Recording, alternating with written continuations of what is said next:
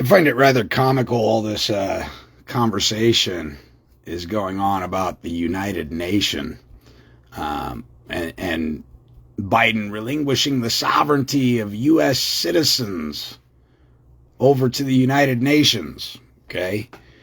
They did that a long time ago, people. A long time ago. And I have it on good authority that they did it clear back December 9th, 1945. All right? Where they gave everything over to the United Nations, all right? Shortly after 1933, and December 9th, 1945, the International Organization Immunities Act relinquished every public office of the United States to the United Nations.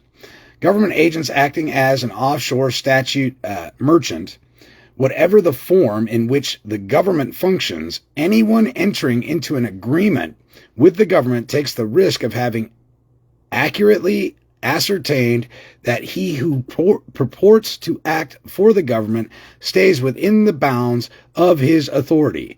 The scope of this authority may be explicitly defined by Congress or be limited by delegated legislation, properly exercised through the rulemaking power. And this is so even though, as here, the agent himself may have been unaware of the limitations upon his authority. See Arago, Utah Power and Light Co. versus United States, 243 U.S.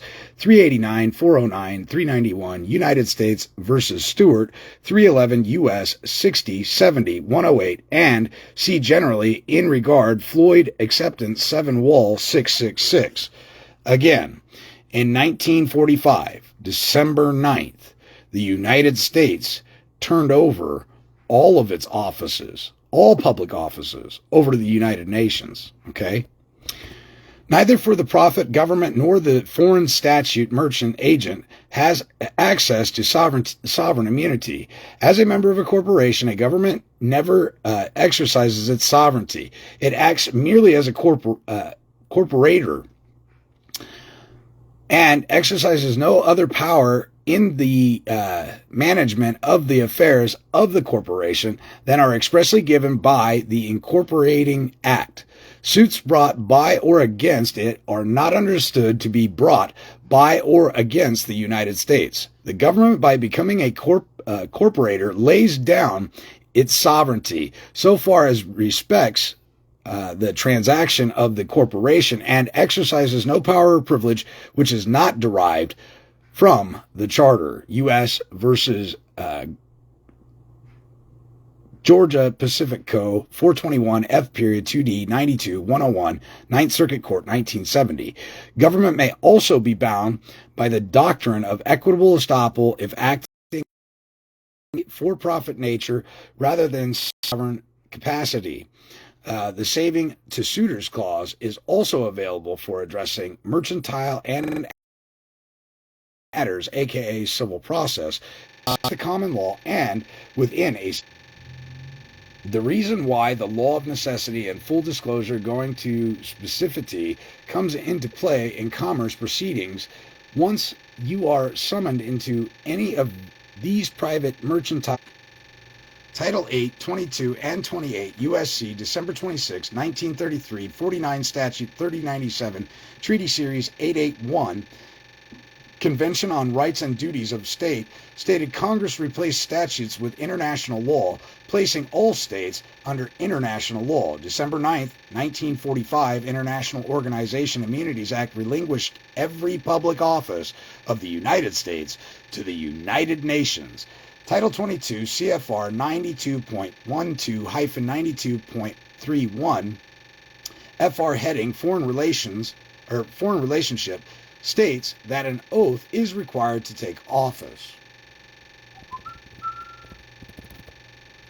So again, all this hubbub about dipshit Biden giving the sovereignty of the United States over to the United Nations, that shit already happened, people.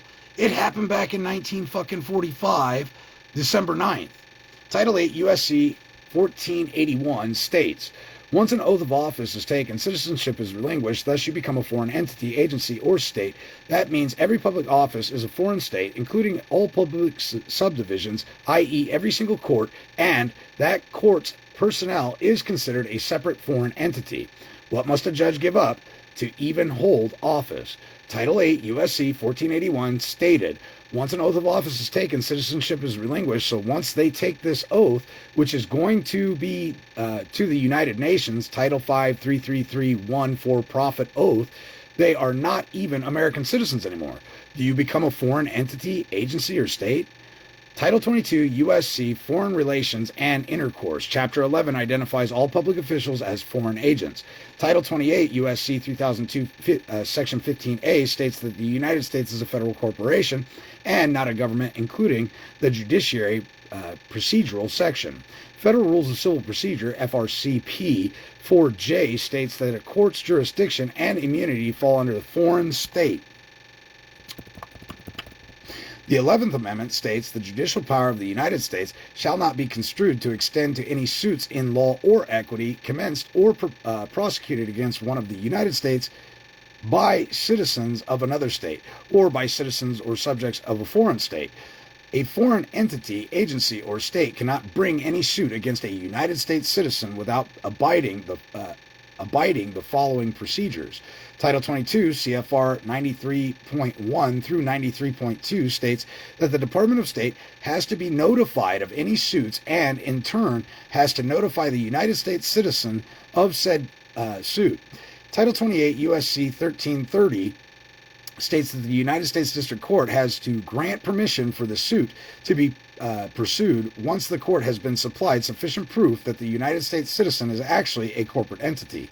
Title 28 U.S.C. subsection 1608, I have absolute immunity as a corporation. Title 28 U.S.C. 1602 through 1611, Foreign Sovereign Immunities Act, also the jurisdiction of a court to be challenged and a demand of proper jurisdiction to be stated. July 27th, 1868, 15 statutes at large, Chapter 249, Section 1, acts concerning American citizens in a foreign state. Expatriation is what is broken when jurisdiction is demanded, and it is not met with an answer. Under Federal Rules of Civil Procedure 12b-6, the prosecution has failed to provide adequate proof that the parties involved in this situation are actual corporate entities.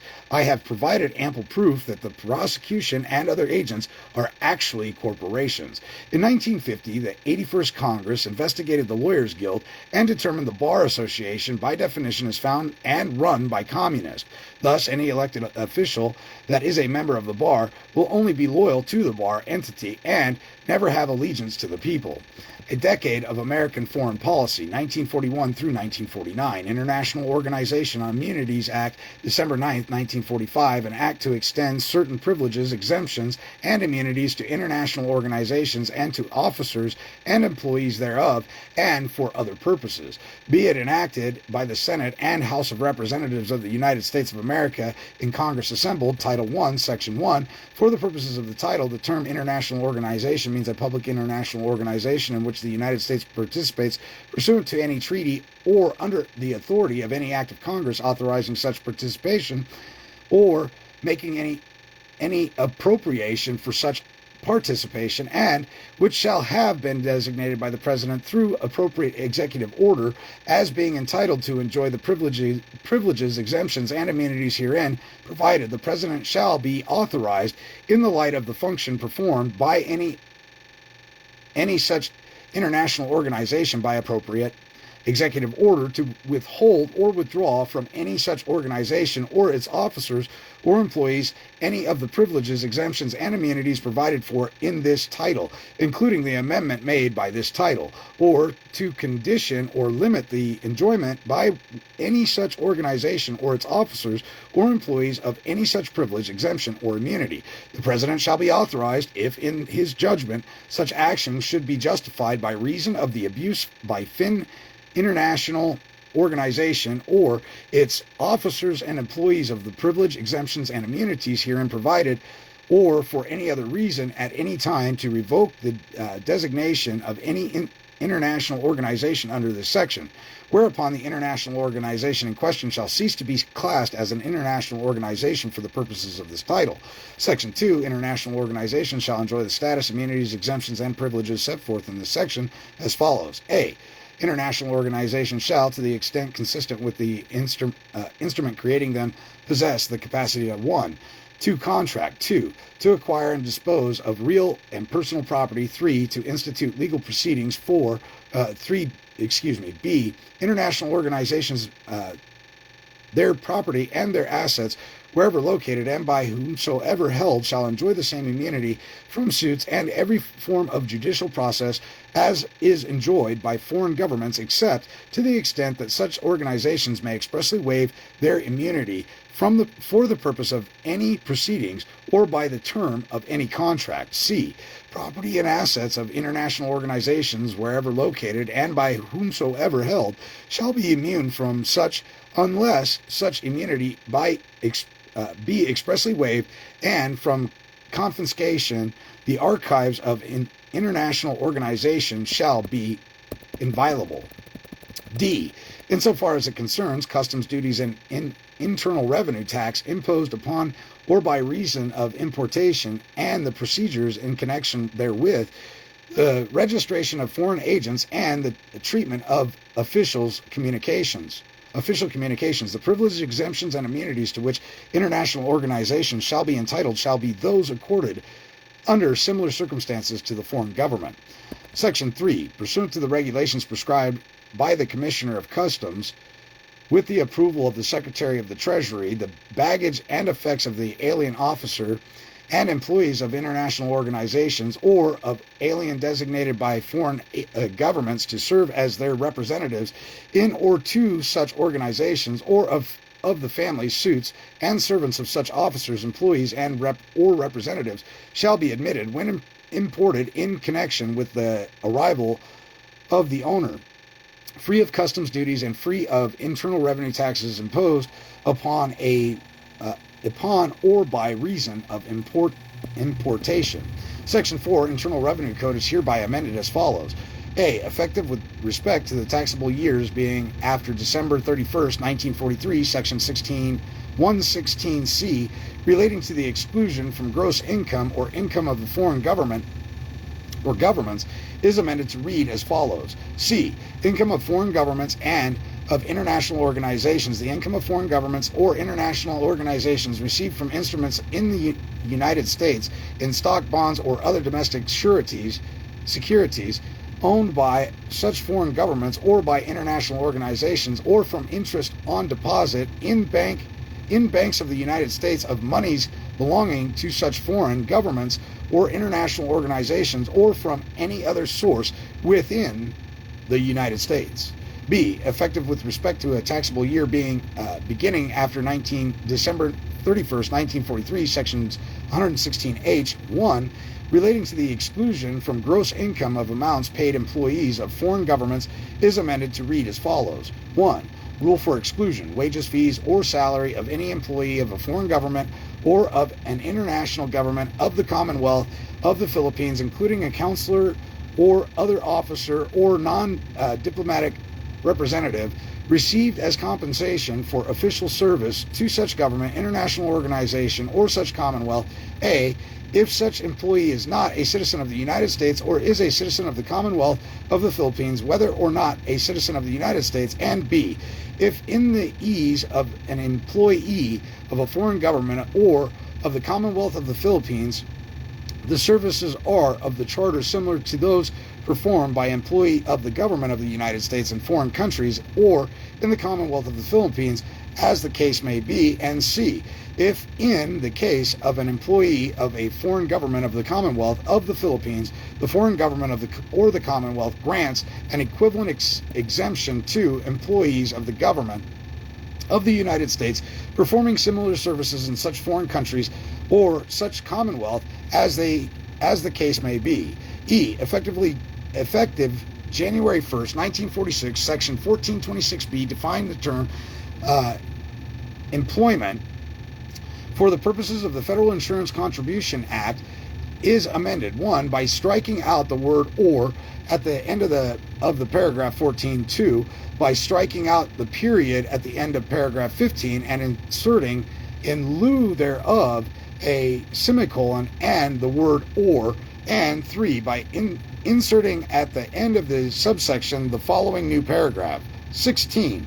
Service performed in the employ of an international organization. D. Effective January 1st, 1946, Section 1607C, determining the term employment for the purposes of the Federal Unemployment Tax Act, is amended. 1. By striking out the word "or" at the end of the paragraph 14. 2. By striking out the period at the end of paragraph 15 and inserting in lieu of that thereof a semicolon and the word "or."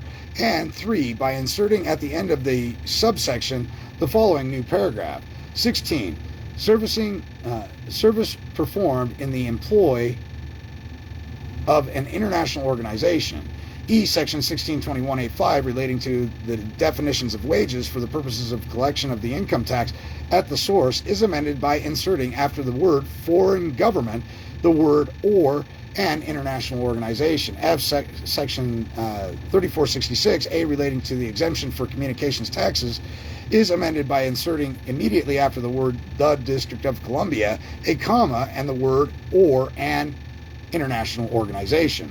G. Section 3469F1, relating to the exemption from the tax on transportation of persons, is amended by inserting immediately after the word "the District of Columbia" a comma and the word "or" and international organization. H. Section 3475B1, relating to the exemption for the tax on transportation of property, is amended by inserting immediately after the word "the District of Columbia" a comma and the word "or" and international organization.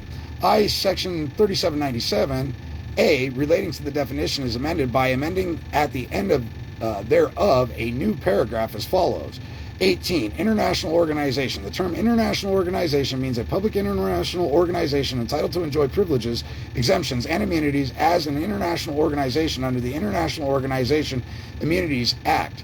Section 5A, effective January 1st, 1946, Section 209B of the Social Security Act, defining the term employment for the purposes of Title 11 of the Act, is amended. 1. By striking out the word "or" at the end of the paragraph 14. 2. By striking out the period at the end of the paragraph 15 and inserting in lieu thereof a semicolon and the word "or." And 3. By inserting at the end of the subsection the following new paragraph. 16. Service performed in the employ of an international organization entitled to enjoy privileges, exemptions, and immunities as an international organization under the International Organization Immunities Act. B. No tax slale be collected under Title 8 or 9 of the Social Security Act or under the Federal Insurance Contribution Act of the Federal Unemployment Tax Act with respect to services rendered prior to January 1st, 1946, which are described in paragraph 16 of Section 1426C and 1607C of the Internal Revenue Code as amended, and any such tax thereto, therefore, collected, including penalty and interest with respect thereto, if any, shall be refunded in accordance with the provisions of law applicable in the case of erroneous or illegal collections of the tax. No interest shall be allowed or paid on the amount of any such refund. No payment shall be made under Title 11 of the Social Security Act with respect to services rendered prior to January 1st, 1946, which are described in paragraph 16 of Section 209B of such act as amended. Section 6. International organizations shall be exempt from all property taxes imposed by or under the authority of any act of Congress, including such acts as are applicable solely to the District of Columbia or the territories. Section 7A. Persons designated by foreign governments to serve as their representatives in or to international organizations, and the officers and employees of such organizations and members of the immediate families of such representatives, officers, and employees residing with them, other than nationals of the United States, shall, insofar as concerns laws, regulate entry into and depart from the United States, alien registration and fingerprinting, and the registration of foreign agents, be entitled to the same privileges, exemptions, and immunities as are accorded under similar circumstances to officers and employees, respectively, of foreign governments and members of their families. B. Representatives of foreign governments in or to international organizations and officers and employees of such organizations shall be immune from such and legal processes relating to acts performed by them in their official capacity and falling within their function as such representatives, officers, or employees, except insofar as such immunity may be waived by the foreign government or international organization concerned. C. Section 3 of the Immigration Act, approved May 26, 1924, as amended U.S.C. Title 8, Section 203, is hereby amended by striking out the period at the end thereof and inserting in lieu thereof a comma and the following, and 7, a representative of a foreign government and or to an international organization entitled to enjoy privileges, exemptions, and immunities as an international organization under the International Organization Immunities Act, or an alien officer or employee of such an international organization and the families, attendants, servants, and employees of such a representative, officer, or employee. D. Section 15 of the Immigration Act, approved May 26, 1924, as amended U.S.C. Title 8, subsection 215, is hereby amended to read as follows. Title 15. This is where it starts to get good. The admission of the United States of an alien accepted from the class of immigration by Clause 1, 2, 3, 4, 5, 6, 7 of Section 3, or declared to be a non-quota immigrant by subdivision E of Section 4, shall be for such time and under such conditions as may be regulations prescribed, including when deemed necessary for the class mentioned in Clause 2, 3, 4, 6 of Section 3 and subdivision E of Section 4, the giving of a bond with sufficient surety in such sum and containing such condition as may be regulations prescribed to ensure that at the expatriation of such time or upon failure to maintain a status under which admitted he will depart from the United States, provided that no alien who has been or who may hereafter be admitted into the United States under Clause 1 and 7 of Section 3 as an official of foreign government or as a member of the family of such official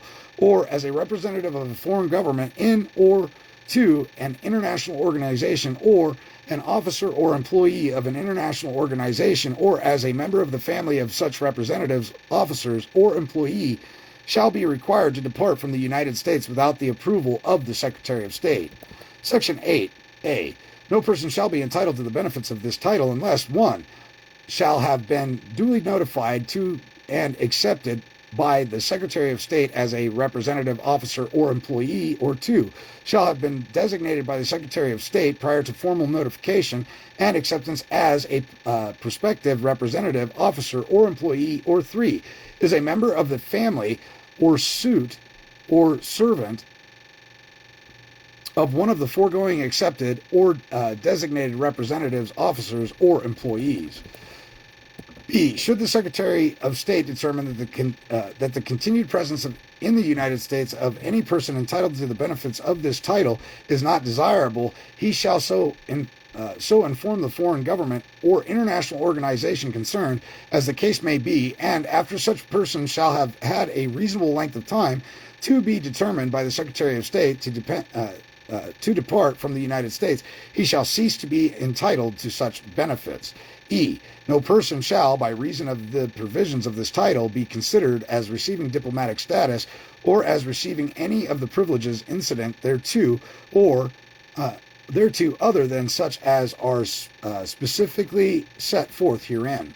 Section 9. The privileges, exemptions, and immunities of international organizations and of their officers and employees and members of their families, suits, and servants provided for in this title shall be granted notwithstanding the fact that similar privileges, exemptions, and immunities granted to a foreign government, its officers or employees, may be conditioned upon the existence of reciprocity by that foreign government, provided that nothing contained in this title shall be construed as precluding the Secretary of State from withdrawing the privileges, exemptions, and immunities herein provided from persons who are nationals or nationals of any foreign country on the grounds that such country is failing to accord corresponding privileges, exemptions, and immunities to United States citizens. Section 10, this title may be cited as the International Organization Immunities Act, Title II. Section 201, extensions of time for claiming credit or refund with respect to war losses if a claim for credit or refund under the international revenue laws relates to an overpayment on accounts of the deductibility by the taxpayer of the loss in respect of property considered destroyed or seized under Section 127A, the Internal Revenue Code, relating to war losses for a taxable year beginning in 1941 or 1942. The 3-year period of limitation prescribed in Section 322B1 of the Internal Revenue Code shall in no event expire prior to December 31st, 1946, in the case of such a claim filed on or before December 31st, 1946. The amount of the credit or refund may exceed the portion of the tax paid within the period provided in Section 322B2, 3, or 3 of such code, whichever is applicable, to the extent of the amount of the overpayment attributed to the deductibility of the loss described in this section. Section 202, contributions to pensions trust. A, deductions for the taxable year 1942 under prior income tax acts. Section 23P2 of the Internal Revenue Code is amended by striking out the word January 1st, 1943 and inserting in lieu thereof January 1st, 1942, and by striking out the words December 31st, 1942 and inserting in lieu thereof 1931, December 31st, 1941. B, effective date. The amendment made by this section shall be applicable as if it had been made as part of Section 162B of the Revenue Act of 1942. Section 203, petition to the Tax Court of the United States. A, time for filing petition. The second sentence of Section 272A1, 7032A, and 871A1, and 1012A1, respectively, of the Internal Revenue Code are amended by striking out the parenthetical expression appearing therein and inserting in lieu thereof the following: not counting Saturday, Sunday, or a legal holiday in the District of Columbia as the 9th day. B, effective date. The amendments made by this section shall take effect as of September 8th, 1945, approved December 29th, 1945, and ladies and gentlemen, that was the day the United States sold the United States and its U.S. citizens down the river to the United Nations, and it's all right there in a little 8-page document that I just read to you, okay? And so again, statutes replaced with international law, CIRCA, 1933, December 9th, 1945, International Organization Immunities Act relinquished every public office of the United States to the United Nations. So all this bullshit on TV about, oh, Biden's doing this, Biden's doing that, it was already done a long time ago. Why do you think that you have a United Nations headquarters in Utah? Ladies and gentlemen, in the middle of this nation, they have their own damn fortress. And guess what? If you go in there waving a camera and a flag and everything else and being belligerent, they will tell you that your rights don't apply on their land. And if you keep up your disturbance and you keep maintaining that you're an American and they're on American soil, they will arrest your ass, okay? And there is no such thing as due process of law when you're getting arrested by United Nations agents and agency right here on American soil, okay? They can hold you indefinitely if they so desire. So anyway, keep that in mind. Love you guys. Don't listen to all the hubbub and bullshit on Fox News and all this media shit, because they're behind the 8 ball, ladies and gentlemen. They're way behind, all right? Because on December 9th, 1945, International Organization Immunities Act relinquished every public office of the United States to the United Nations, okay? So, with that said, I love y'all. Hope this helps you out.